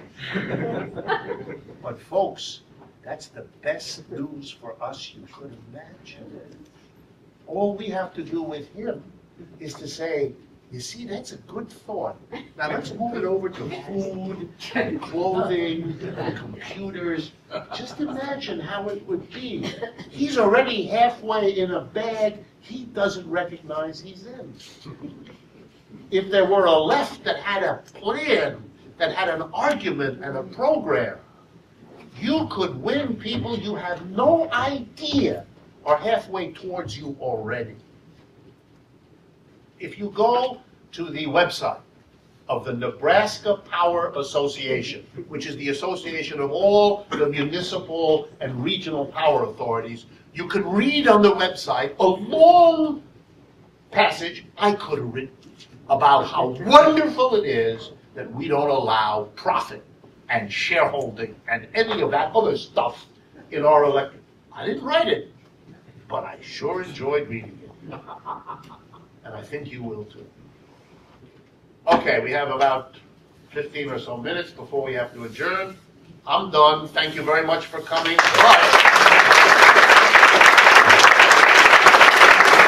Any of you have a question or a comment? We have a few minutes. I'd be glad to respond, reply, whatever. Yes, ma'am. This guy, this French economist, Piketty, yes. has been in the news a lot, and I kind of thought maybe you'd speak about it tonight. Okay, yes. Thomas Piketty has been in the news a lot. P-I-K-E-T-T-Y is a French economist working in Paris, but who is very famous in the United States because he has done a lot of economic research together with a professor of economics at the University of California in Berkeley, named Emmanuel Saez, S-A-E-Z. Emmanuel Saez and Thomas Piketty. You can go Google either of their names. You'll see them together. They maintain a wonderful website, and it is the single most widely used source of information on the distribution of wealth and income in the United States and globally. It's the go-to place that most reporters, people who have any kind of awareness of this business, that's where they go. They have really made themselves the source of information. So he was already well known before this latest book that came out in English this year or at the end of last year. And he has been all over the newspapers. I believe he met with President Obama's Council of Economic Advisors last week. And the book he wrote says roughly the following.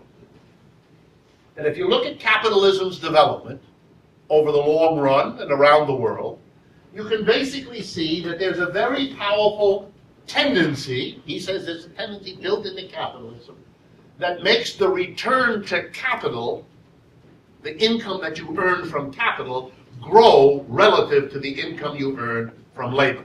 That's an indirect way of saying capitalism has built into it a tendency to growing inequality.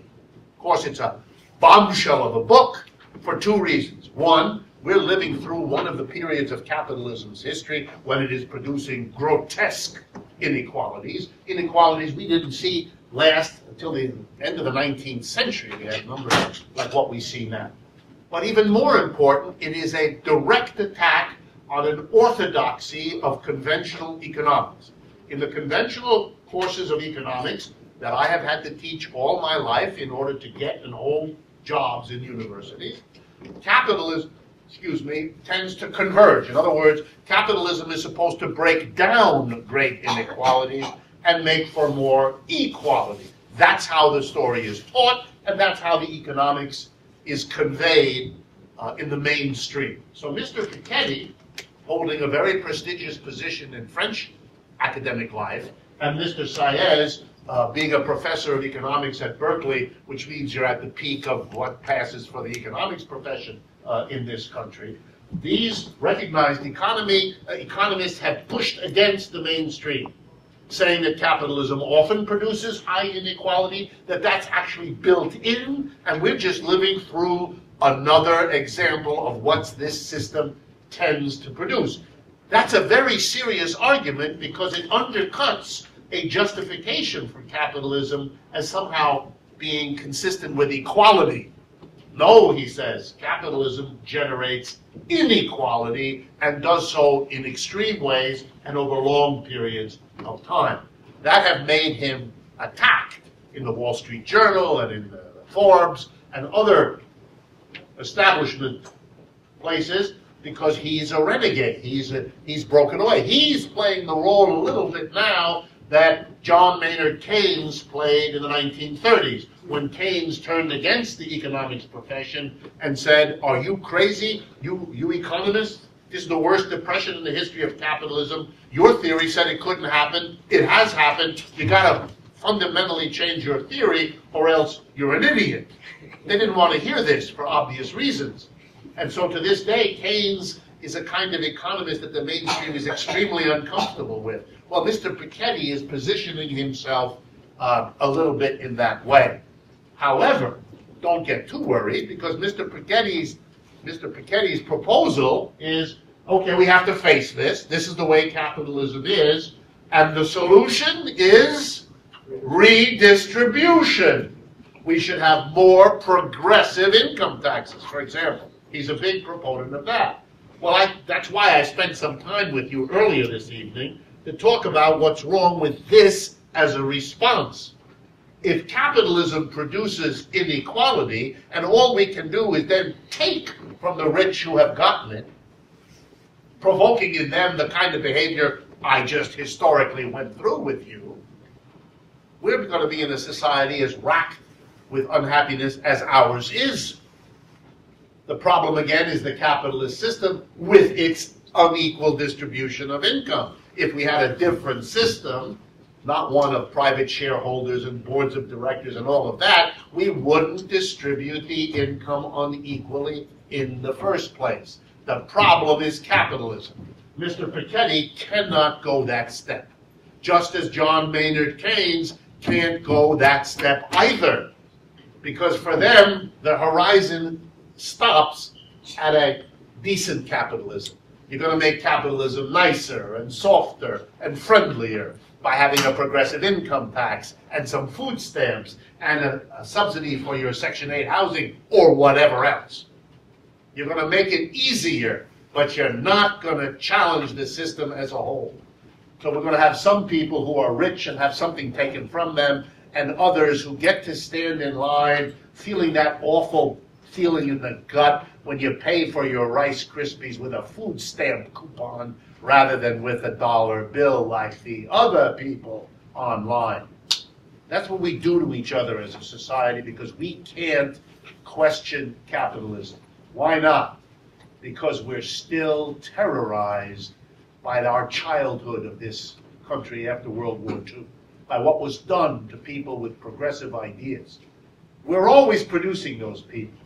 The question is, will we always continue to terrorize them about these thoughts, to make them feel as though they're inappropriate or inaccurate or a sign of lack of education? They're none of those things.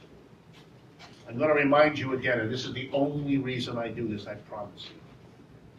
I went to Harvard, then I went to Stanford, and I finished my education at Yale.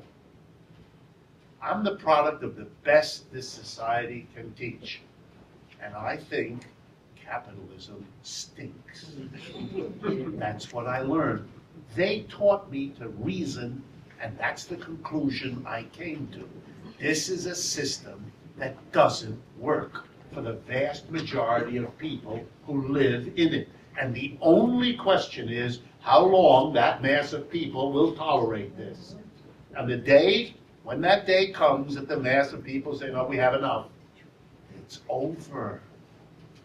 It doesn't matter that the NSA is listening to everything I'm saying. when the wind blows the other way, it's over. There's a famous story about 3 weeks after the Russian Revolution in October of 1917. Lenin, Trotsky, and Stalin are sitting around the table, and they're all excited because that day, one of their associates is going to bring to them all of the books of the secret police in Russia. Because now that they've made the revolution, they captured the books. And they're going to open the books and they're going to find out who was a cop for the government, who was ratting out what they were doing.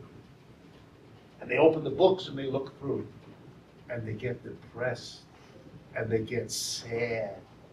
And finally, Lenin and Trotsky and Stalin look at each other, and they say, I don't speak Russian, so I can't do it, but they say the equivalent of, oh, God, notice what they're saying. Oh, God, half of the Bolshevik party was working for the government. And Lenin brightens up and says, it didn't matter. The important thing is, when the revolution got going, it didn't matter. All of those people keeping records on everybody else wasn't enough. It couldn't counter what was no longer a sustainable social arrangement. And it didn't matter. So that, yes, it's terrible that so many people were on the payroll of the police, but it's at least as important that when things have reached a certain point, it just doesn't matter. You trained Mr. Snowden to do all those things, and Mr. Snowden told us all about it. Government can't control this. That's why they're so freaked about him. How many more Mr. Snowdens are sitting there wondering when the next moment would be to do the next installment of this event? Did you have a question? Well, I wanted to talk a little more about Occupy and the legacy of the 50s, 60s, McCarthyism. So in the fear of organization, or so Occupy's great strength or contribution was to put the economic questions back on the table. But I think you're arguing that, and I think I agree with you, because they shunned organization, they weren't able to build anything durable. And they weren't able to build it in time before the forces of the state came down and crushed them, basically. Yeah. I think one of the problems... But do you think that that failure is a result of this previous... Absolutely. experience? I think that the hesitancy, the fear... Look, I understand. Part of it is a very good idea. For example, some of you know horizontalism, right? A way of organizing that doesn't have hierarchy. There's a good point there. That's a very interesting thing to explore.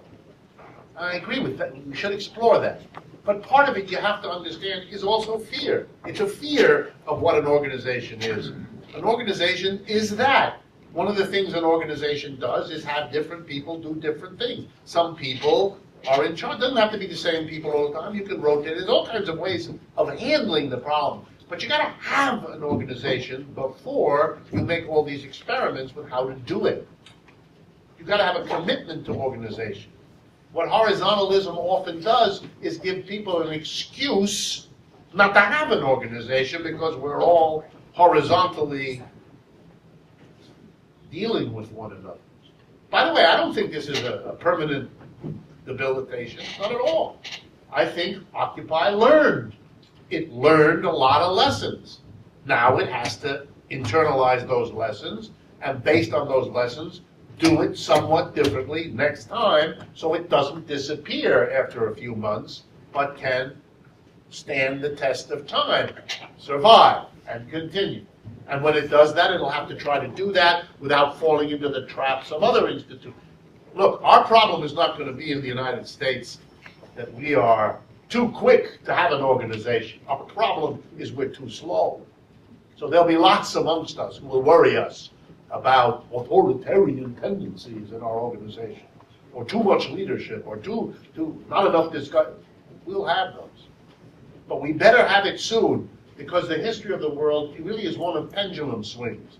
If the pendulum swings too far in the direction of an authoritarian organization, then it's followed by swinging too far against it, and then again, The trick is to find the place in the middle that will allow you to have the effectiveness that organization gives you without the rigidity and lack of democracy and allowance for difference that a bad organization can impose on you. But that's the problem. It's not solved by having no organization. To confront the highly organized capitalism that we live in by imagining that we don't need organization to contest with them for power is an illusion that is very, very dangerous to sustain. Yeah. It's really sad to hear in this room the statement that Occupy is in past tense. Occupy in New York City has about a dozen different groups meeting every single week, producing. Yes. I'm part of the alternative banking group. We have produced and published 5,000 copies of Occupy Finance. We produced a wonderful deck of cards, 52 Shades of Green, mocking the thing. And we are a group that meets every single Sunday at Columbia University, including yesterday or the day before, Easter Sunday, and even Christmas if it falls on that. And that's not the only one. There's Occupy SEC. That they wrote the most important document to the SEC about things. They still meet every single week. Occupy's Rolling Jubilee forgave $14 million in debt. And to have this room, people that are active, believing, because the Wall Street Journal and the New York Times says Occupy is dead, or Occupy in the past tense, that it is, get out there and join one of them. I agree. I apologize for not being. We should not. I know about many of these groups. I have worked with some of them. All of that is absolutely correct. It isn't dead. And most important, besides the fact that people are in fact continuing, is that it is a very alive idea in the minds of millions of Americans. Millions of Americans. I could see that in Omaha. The number of people who said, before Occupy, I had no idea there were so many people who thought about these things the way I do. Not the least of what Occupy did was teach millions of Americans that there are millions of Americans who think this way, who didn't see that before. Part of the reason that I'm not the only one. I'm not the odd one in my family. I'm not the one that everybody doesn't talk to at the family picnic because they don't want me to go off on them about this sort of stuff. All of this is a very powerful living legacy as well as the meetings. So that's good. I pushed it too far in my speech. Yes. I agree with your premise that there's a lot of resistance to organize, fear of being labeled a communist and all, and thinking back to the 30s when this was so successful, I feel like people entered the 30s without a lot of means. There wasn't as much of a wealthy middle class. I think a lot of the progressive left now entered this depression with some means.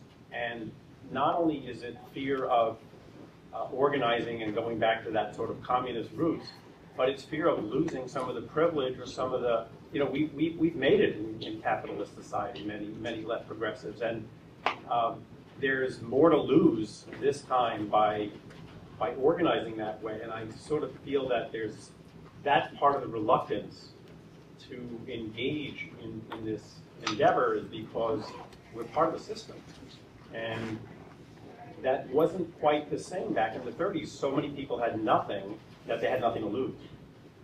Yes, I think you have a point, but let me throw a couple of alternatives at you.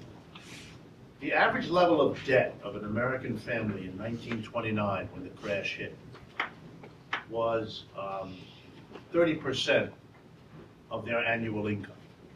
The average debt carried by a family was about 30% of their annual income.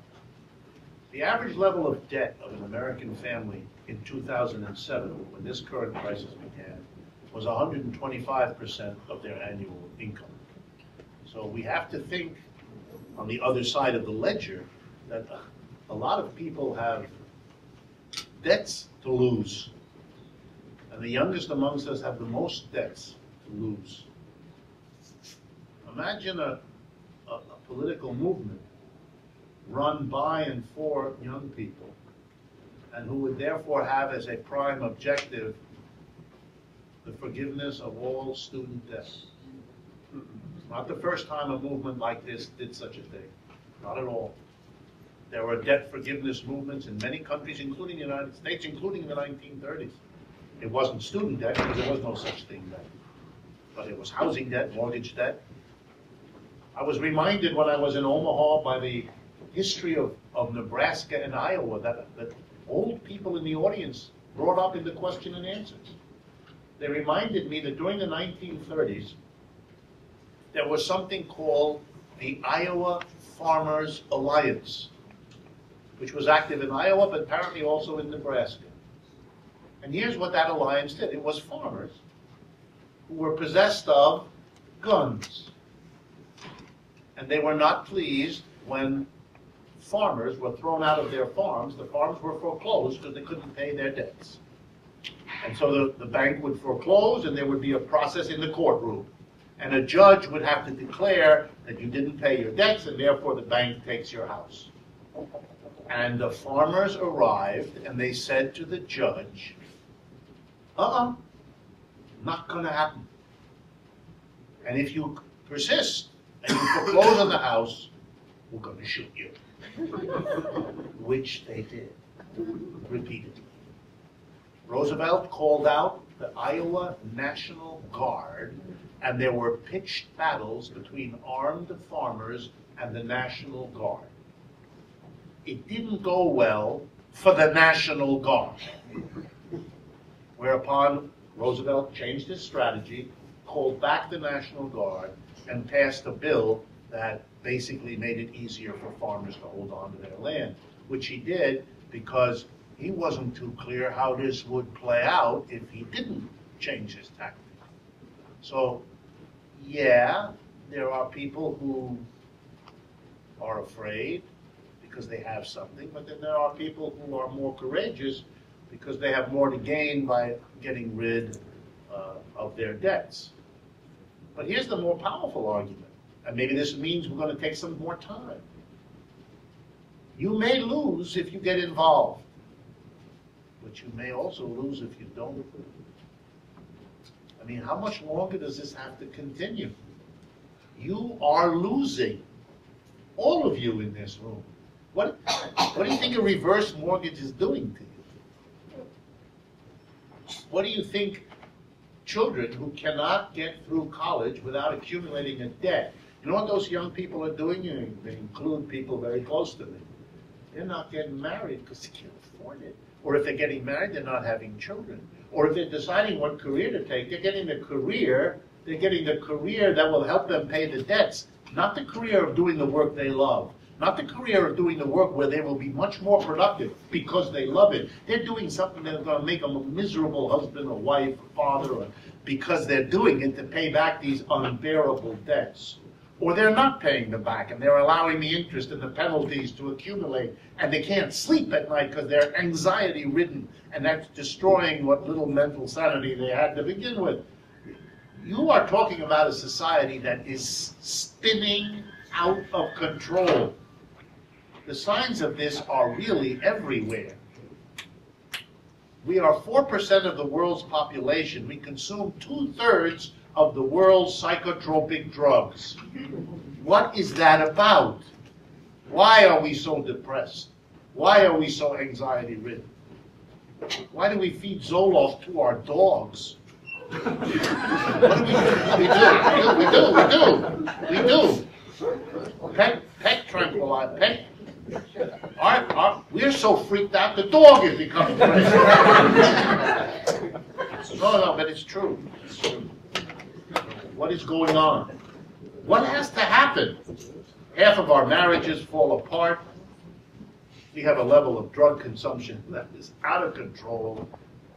And what more do you need to see for this sort of thing to become an awareness that you're not safe anymore? You're just not safe anymore. Again, I've said it to you before. Please, for those of you that have a chance, go to Detroit. Spend a day in Detroit.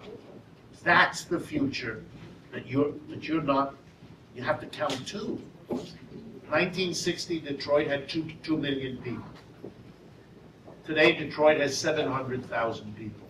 The majority of the people of Detroit were hounded out of their home, wrecked from their jobs, wrecked and torn from their families, their churches, their neighborhoods, their lovers, everything.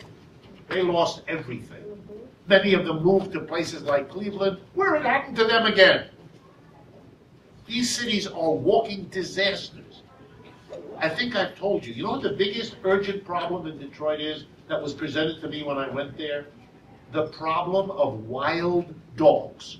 I couldn't have imagined such a thing. So let me tell you. As the people left Detroit, because half the houses in Detroit are abandoned. Half of those are burnt down, the other half will be soon. The people left, they had no money, they left their dogs. They just left Fido and drove off to wherever the hell they were going. Meanwhile, the city has no money, so it got rid of its pet control officers, the people that go around dealing with stray dogs. Well, the dogs turned out to have lots of homes to live in, where they proceeded to do what we can't discuss, but you can guess what it was, producing many more dogs. So we have a whole generation of wild dogs living in packs in abandoned homes and foraging out and beginning to attack children. And the city of Detroit, the center of the successful capitalism of the United States in the 1960s, the place that not only produced the first collection of good industrial jobs for African Americans coming from the South, who got a good job in Motown, who were so successful that they produced a new kind of music that the whole world has benefited from, that Motown sound that we all know about. It was a cultural center, it was a political revival, it had one of the strongest left movements in the whole country. It's a wasteland now. In 30 years, this country watched the most important capitalist industrial city disintegrate. It couldn't fix it, it couldn't stop it, it can't do anything. You know what it's doing now? It's in the process of saying, we got so little money, we're going to savage the public employee pensions. That's what they're doing. They're solving the problem of a collapsed city by going to the teachers and the clerks and the health officers and those former dog wardens and saying, we're going to condemn your old age and make it even more horrible than it already is. What?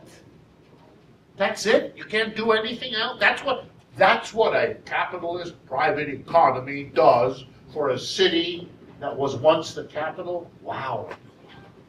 Be careful what's coming here. I'm not arguing to change it and to take a risk. I'm arguing that you compare the risk you take if you work to change it with the risk you take if you don't. One more. Can you also attribute problems in American left due to the prevailing myth of the American dream, how people don't want to come organized and think that they just so right. How if we as a movement try to get those people to join this franchise? Good question. Question is basically this. Aren't a lot of Americans motivated by the American dream, by the idea that somehow waiting for them, somehow available to them, is to have the nice house and the nice car and the nice vacation and all the things that go into it? There, I think, if I can be so daring, there I think history and time are on my side. What's happening to the American people is that they're discovering, and they don't want to learn it, and they don't want to see it, that it's disappearing. The younger people are beginning to understand they're not going to live the standard of living their own parents had. It's not available anymore. And they're realizing that their own children are going to have a rougher time still. Now, sure, millions of Americans don't want to believe this. Denial is a very powerful human trait. And so there are lots of people who will insist. They do it to me all the time. Sure, we have a few hard days. Recovery is happening. I read about it in the newspaper. Recovery, it's a very important word, recovery. Sounds like what happens to you when you take the wrong medicine, right? You take, we're recovering. So denial is powerful. And I'm not saying we don't have that as a problem. There are the people who will believe because they have to, who believe that the history of the United States, which saw generation after generation do better for a long period of time, that's somehow built in. Because what is it you're going to have to face if it isn't true? What is it going to... It's very painful to face that. Not only do we not want to face it, but in America, we've prepared for this crisis by teaching people that if you don't get the American dream, it's not because it isn't available, it's because you failed. You didn't do it. There's something wrong with you. You didn't go to the right school. You didn't take the right courses. You didn't work hard. You didn't study hard. You got drunk. You went on the party. You did, it's all your fault. Which means that not only will we have the people who believe the American dream is intact to worry about, we will also have the people who know that the American dream is not available to them. They see that, but they blame themselves. Their response is to go get drunk a lot, or to beat the crap out of their wife or their dog. That's what they do. Or to become entranced by unlimited hours of pornography, where they can still have a kind of mastery and a dominance and an entitlement that real life has long ago taken away, but that they can imagine when it's just a dial and they can fantasize their way to the relationships that are no longer available to them.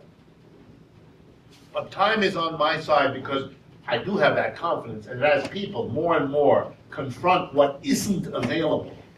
You know, we have a growing number of young people that are not going to college or dropping from college. They can't afford the debts. They're not willing. They can see the kinds of jobs they're going to get. They can't pay back those. It makes no sense. And so they're quitting. And that means their job possibilities are even worse than they are if they go to the damn school. What are they going to do? And you're stoking up a level of anger. Look, the history of the world is people suffering. But they absorb it. They absorb it. They absorb it. You know that from your own life. Your own relatives, maybe even you. And then something happens. It's a little thing. But it's the last straw, and then you blow. In the years before the collapse of the Soviet Union, nobody with a brain said the Soviet Union is going to disappear.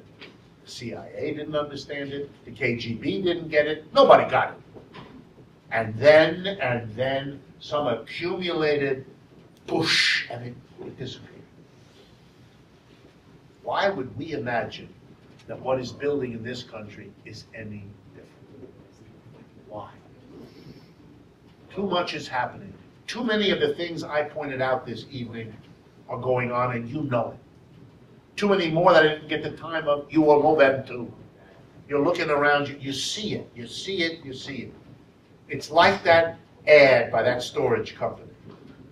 The French aristocracy didn't see it coming either. That's because they didn't want to. When those people, those peasants were demanding bread and were screaming that we don't have enough bread, her suggestion was, okay, if bread is not for them, let them eat cake.